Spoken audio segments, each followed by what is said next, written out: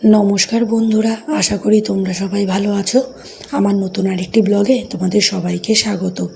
আজকে সারাদিন কোনো ভিডিও করিনি, তাই আজকে সন্ধ্যে থেকে আমি আমার ভিডিওটা শুরু করছি। আসলে সারাটা দিন আজকে কেমন যেন অলসভাবেই কেটে গেছে। সারা দিন শুয়ে বসেই কাটিয়ে দিয়েছি। আজকে কোনো কাজ করতেই একদম ভালো লাগছিল না, আর শরীরটাও না খুব একটা ভালো না। তোমরা তো দেখতেই পাচ্ছ যে অনেক দিন থেকেই গলার প্রবলেম নিয়ে খুব ভুগছি।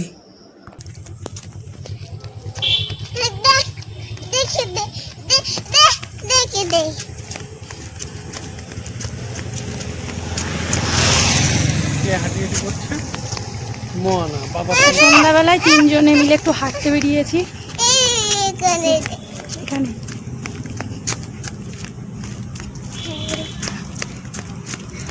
ও হাঁটছে তো না, দৌড়াচ্ছে, একটু আস্তে হাঁটে। আমাদের সঙ্গে সোনা হেঁটে পাচ্ছে না, আর প্রায় অন্ধকার হয়ে এসছে, সেই জন্য ভালো আর কি ছবি আসছে না। আসবে না? আচ্ছা, বাড়ি যাবে না? কোথায় যাবে? আচ্ছা, আবার ওই দিকে যাবো, জিম্মাদের ঘরের দিকে যাবো। কোন দিকে যাবো?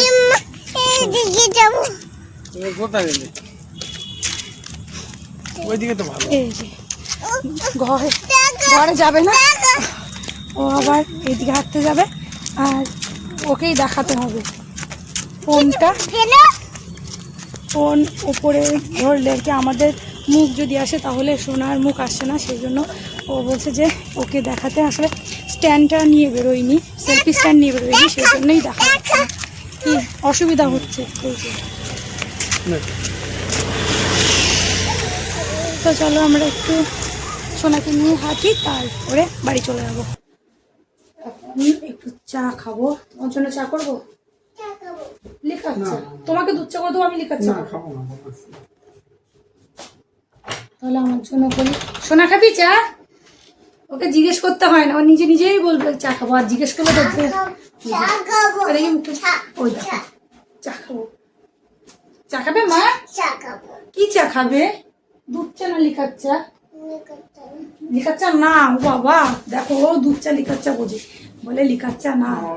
এই যে আমার জন্য চা হয়ে গেছে, লিকার চা করেছি, ঘরে দুধ ছিল কিন্তু দুধ চা খাবো না। সন্ধ্যাবেলা প্রতিদিন মুড়ি খেতে নিলেও কিছুতেই খেতে দেবে না, দেখো ওর বাবার হাত থেকে রেখে দিচ্ছে।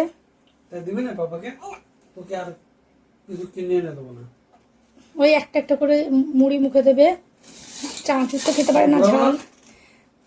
আর এই মুড়ি অনেকক্ষণ সেই সামনে নিয়ে বসে থাকবে, তারপরে ফেলে দেবে, ততক্ষণে মুড়ি নরম হয়ে যায়। প্রত্যেক দিন এরকম করবে। এবার ওর বাবা খেলা করবে, চুড়ি ওইদিকে দিয়ে দিল। এবার সোনা যখন আনতে যাবে তখন লুকিয়ে লুকিয়ে খাবে, দেখো। আর টের পেয়ে গেলে সোনা শুরু করে দেবো।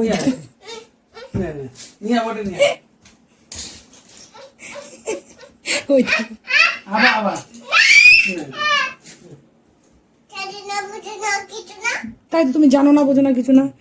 এখন বাজে রাত 9:10, আর সোনার সঙ্গে আমি এখন খেলা করছি। অন্যান্য দিন এই সময় আমি রাতের রান্না করি, কিন্তু আজকে যেহেতু রান্না নেই, সেই জন্য সোনার সঙ্গে খেলা করছি। ওই যে তোমাদেরকে বললাম যে সকাল থেকেই কোনো কাজ করতে ইচ্ছে করছে না, শরীরটা খুব একটা ভালো লাগছে না। তাই হাজব্যান্ড বলল আজকে রাতে রান্না করার দরকার নেই, খাবার কিনে নিয়ে আসবে। প্রথমে আমি বললাম যে সিদ্ধ ভাত করে নিই, কিন্তু হাজব্যান্ড বলল যে অনেক দিন বাইরে খাওয়া হয় না, আজকে বাইরে থেকেই কিনে নিয়ে আসবে। কিন্তু সোনার খাবার সোনার বাবা রেডি করে রেখে তারপরে আমাদের খাবার আনতে গেছে। আমি না বাইরের খাবারটা খুব একটা পছন্দ করি না। আমি সব খাবার বাড়িতে তৈরি করার চেষ্টা করি। টেস্ট হয়তো একটু কম হয়, কিন্তু স্বাস্থ্যের পক্ষে তো উপকার। আর আমি কোনো কাজে যদি সারাদিন বাইরেও থাকি, তবু আমি কিচ্ছু কিনে খাই না, কারণ আমার বাইরের খাবার ভালোই লাগে না।